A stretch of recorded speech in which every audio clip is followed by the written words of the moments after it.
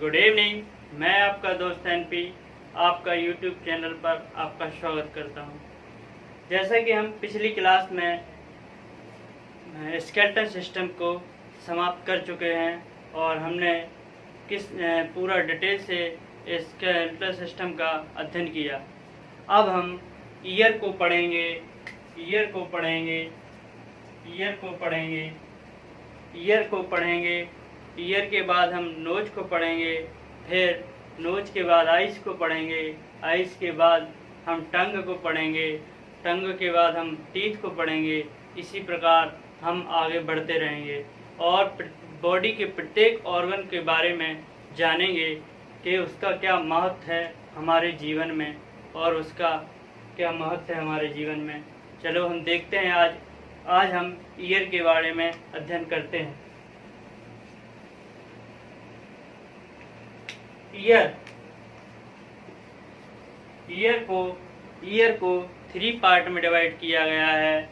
Year को 3 part में divide किया गया है, आउटर, मिडल, इंटरनल।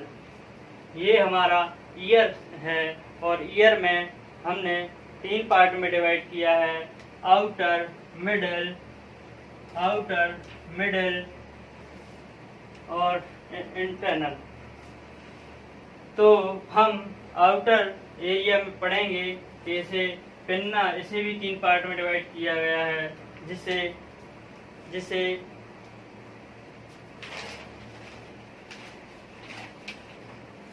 आउटर को, जिसे हम इस एरिया को पिन्ना कहते हैं। इस एरिया को हम ईयर के इस एरिया को पिन्ना कहते हैं और इसको आउटर ईयर कहते हैं, आउटर ईयर कहते हैं और इसे पिन्ना कहते हैं। ये बोन्स नहीं होती, ये कार्टिलेज की बनी होती हैं। कार्टिलेज हमने पिछले क्लास में पढ़ा था कि कार्टिलेज वह कॉन्ड्रोसाइट सेल्स की बनी होती हैं और वो बहुत ही फ्लेक्सिबल होती हैं, बोन्स की तरह हार्ड नहीं होती हैं।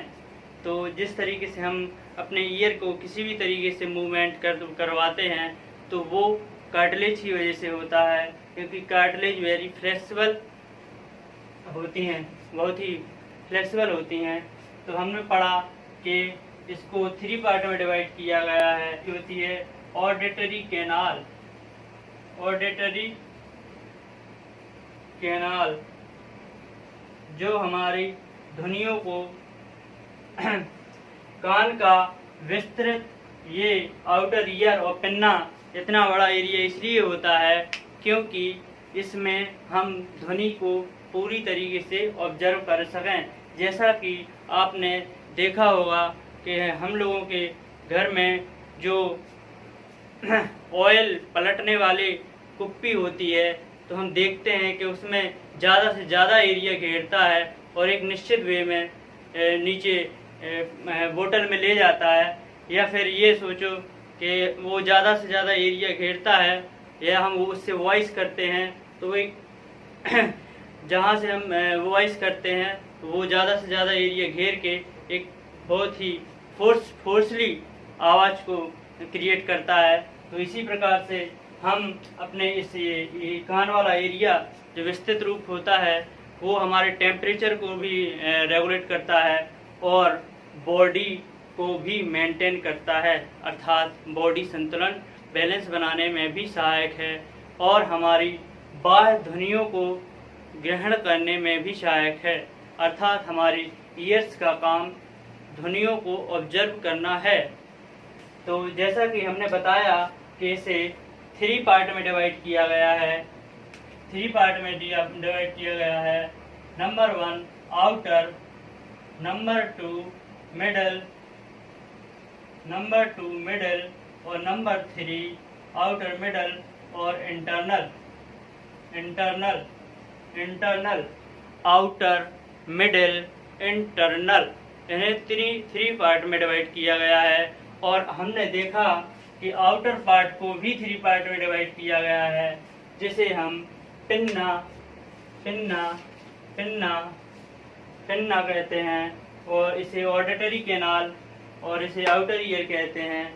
आउटर ईयर और पिन्ना और इसका काम बाह्य ध्वनियों को, सूचनाओं को ऑब्जर्व करना है, जबकि हमारी कैनाल को के माध्यम से ये आवाज़ अंदर तक जाती है।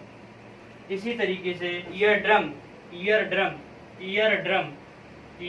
कहते हैं, इसे ईयर ड्रम कहते हैं।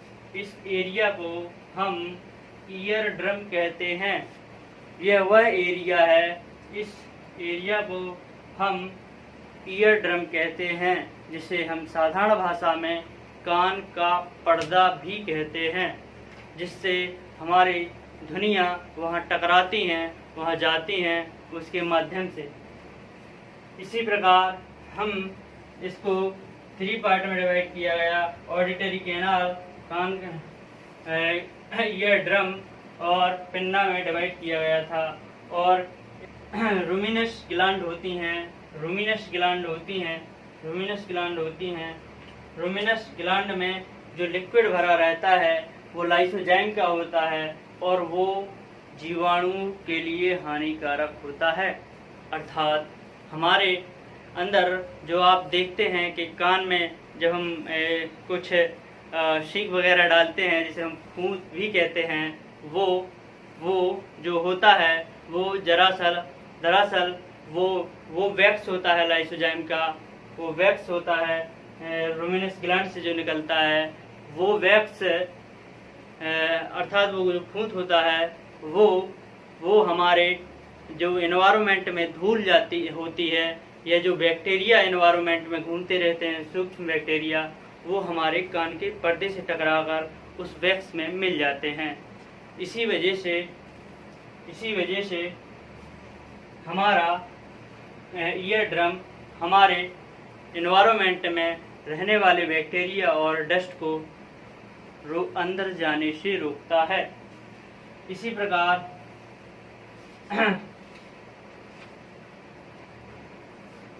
मिडल ईयर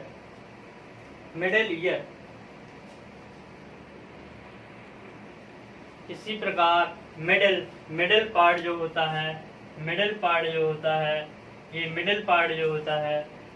पार्ट में भी 3 बोन्स होती हैं, मेलियस, इंकस, स्टेपीज। मेलियस जो होती है वो हमारे कान की सबसे बड़ी बोन्स होती है, क्योंकि हमारे ईयर्स में ये जो पोर्शन होता है वो कार्टिलेज के बना होता है, ना कि बोन्स का। एग्जाम में ऐसा क्वेश्चन बनता है कि हमारा जो पिन्ना वाला एरिया है, हमारा ये एरिया वो बोन्स का बना होता है या कार्टिलेज का, तो वो कार्टिलेज का बना होता है। इसी प्रकार हमने कहा यदि पूछे एग्जाम में, यदि क्वेश्चन बनता है कि ईयर की सबसे बड़ी बोन्स कौन सी होती है, तो वो मेलियस होती है। ये वाला एरिया हमारा मेलियस होता है, और ये जो ये रीजन में है, ये रीजन में है जो वो मेलियस है, और ये इंकस है, और ये जो सी रीजन में है उसे हम स्टेपीज कहते हैं। और स्टेपीज हमने जैसे कि पिछली क्लासेस में भी बताया था कि स्टेपीज हमारी बॉडी की सबसे छोटी बोन्स होती है, और इसमें ही सबसे छोटी मसल्स स्टेपेडियस होती है, जो अक्सर एग्जाम में पूछी जाती है। मेरा मानना है कि जैसे कि ए मेलियस हुई और बी जो है अर्थात इंकस है, वो ए और सी को जोड़ने का काम करती है, और इन बोन्स का काम बाहरी ध्वनियों को सुनकर ध्वनि को यांत्रिक ऊर्जा में बदलना है। इस जो हम बाहर से सुनते हैं वो ध्वनि ऊर्जा होती है, और वो ध्वनि ऊर्जा इन मेलियस, इंकस, स्टेपीज इन तीनों के माध्यम से अंदर जाती है, अर्थात इस ईयर ड्रम और मेलियस, इंकस और स्टेपीज में जाकर ये ध्वनि ऊर्जा यांत्रिक ऊर्जा में बदल जाती है। अब हम इस एरिया की बात करते हैं। ये वह एरिया है जिसे हम इंटरनल एरिया कहते हैं, जिसे हम इंटरनल रीजन कहते हैं। इसे दो पार्ट में, तीन कान को हमने तीन पार्ट में डिवाइड किया, आउटर, मिडल, इंटरनल। आउटर को हमने पढ़ा, पिन्ना होता है, ऑडिटरी कैनाल होती है और ईयर ड्रम होता है जिसे हम कान का पर्दा भी कहते हैं। और हमने पढ़ा मिडल रीजन में मेलियस और इंकस और स्टेपीज 3 बोन्स होती हैं हमारे कान में। तो वो 3 बोन्स जो होती हैं मेलियस, इंकस और स्टेपीज, इंकस मेलियस और स्टेपीज को जोड़ने का काम करती है और इन्हीं तीनों के माध्यम से वो हमारी जो ध्वनि ऊर्जा होती है वो यांत्रिक ऊर्जा में बदल जाती है। इसी तरीके से यह ऊर्जा अंदर जाती है और इंटरनल ऑर्गन में पहुंचकर यांत्रिक ऊर्जा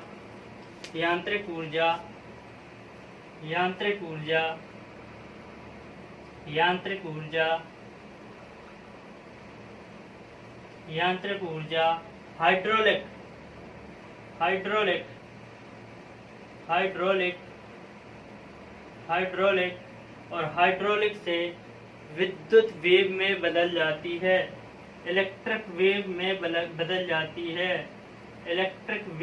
बदल जाती है। जी हाँ, आप शॉक्ड होंगे, लेकिन हाँ ये सही है कि हम जो भी ध्वनि ऊर्जा को ऑब्जर्व करते हैं एनवायरनमेंट से, वो आउटर रीजन से वो मिडल रीजन में जाके मैकेनिकल एनर्जी में बदलती है, अर्थात यांत्रिक ऊर्जा में बदलती है। वही ऊर्जा जब हमारे इंटरनल रीजन में जाती है तो वो इंटरनल रीजन में जाकर मैकेनिकल एनर्जी जो हमारी मिडल रीजन में बनती है वो इंटरनल रीजन में जाके हाइड्रोलिक में कन्वर्ट होती है और हाइड्रोलिक कन्वर्ट के बाद बनती है इलेक्ट्रिक वेव। ये वही इलेक्ट्रिक वेव है जो हमारी ऑडिटरी नर्व कहते हैं। वह ऑडिटरी नर्व जो होती है वो हमारे दिमाग में उसे इंफॉर्मेशन में कन्वर्ट करती है। वो कैसे कन्वर्ट करते हैं आगे हम देखते हैं। इसे कोक्लिया कहते हैं, इस रीजन को हम कोक्लिया कहते हैं। क्या कहते हैं? कोक्लिया कहते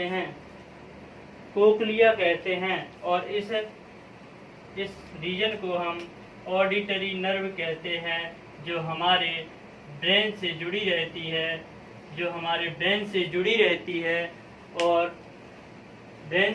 रहती है और इसी इलेक्ट्रिक वेव को जाके ये इंफॉर्मेशन में कन्वर्ट कर देती है, जो कि हम समझते हैं कि सामने वाले ने हमें क्या संदेश भेजा है। इसी प्रकार हम कोक्लिया रीजन की बात करें तो कोक्लिया रीजन इस ईयर का सबसे महत्वपूर्ण पार्ट है, क्योंकि इस कोक्लिया में लगभग 3 लाख से अधिक हेयर सेल्स पाई जाती हैं। वो हेयर सेल्स जो हमें इस एनर्जी को, जो हमारी ध्वनि ऊर्जा जाती है और जो मैकेनिकल एनर्जी में बदलती है मिडल रीजन में, और फिर जैसे ही वो उस रीजन में जाती है अर्थात कोक्लिया रीजन में जाती है या इंटरनल रीजन में जाती है, और इंटरनल रीजन में जो कोक्लिया प्रेजेंट होता है उस कोक्लिया में 3 लाख से भी अधिक हेयर सेल पाई जाती हैं, जो इस मैकेनिकल एनर्जी को हाइड्रोलिक और इलेक्ट्रिक वेव में कन्वर्ट करती हैं। अर्थात हम कहते हैं कि हमें वृद्ध अवस्था में, या हमने देखा होगा कि समाज में या अपने ही परिवार में कुछ वृद्ध लोग होंगे जो कम सुनते हैं। उसका रीज़न ये होता है कि वृद्ध अवस्था में ये हेयर सेल्स डैमेज हो जाते हैं। ये हेयर सेल्स जो कोक्लिया में पाए जाते हैं, इनके डैमेज होने की वजह से ही हमें कम सुनाई देता है। इसका मेन रीज़न यही है। तो आज हमने ईयर के बारे में पढ़ा, और ईयर के बारे में हमने ये देखा, इसे 3 पार्ट में डिवाइड किया गया था। इसको आउटर, मिडल, इंटरनल, और आउटर रीजन को हमने पढ़ा था कि इसे पिन्ना, ऑडिटरी कैनाल और हमारे ईयर ड्रम में डिवाइड किया गया था। तो यहाँ से जब वो ध्वनि ऊर्जा जाती है तो हमारे मिडल रीजन में जाती है, और मिडल रीजन को हमने बताया था कि मेलियस और इंकस और स्टेपीज में कन्वर्ट हैं। 3 टाइप की बोन होती हैं, जो इंकस मिड में होती है, जो इन दोनों को जोड़ती है, मेलियस और स्टेपीज को। इसी प्रकार हमने पढ़ा इंटरनल रीजन को। इंटरनल रीजन में एक कोक्लियर शेप स्ट्रक्चर होती है, एक कोक्लियर शेप स्ट्रक्चर होती है। यह कोक्लिया जिसमें हेयर सेल्स पाए जाते हैं, और यही हेयर सेल्स हमारी ध्वनि ऊर्जा या मैकेनिकल एनर्जी को जाके इलेक्ट्रिक वेव में कन्वर्ट करती हैं, जो ऑडिटरी नर्व हमारे मस्तिष्क को इन्फॉर्मेशन देती है। और इसी तरीके से आज हमने इस चैप्टर को पढ़ा, और ये चैप्टर बहुत ही महत्वपूर्ण चैप्टर है, और हम पर डे कोशिश करेंगे कि इसी तरीके से आगे बढ़ते चलें। और आज के लिए इतना ही, और धन्यवाद।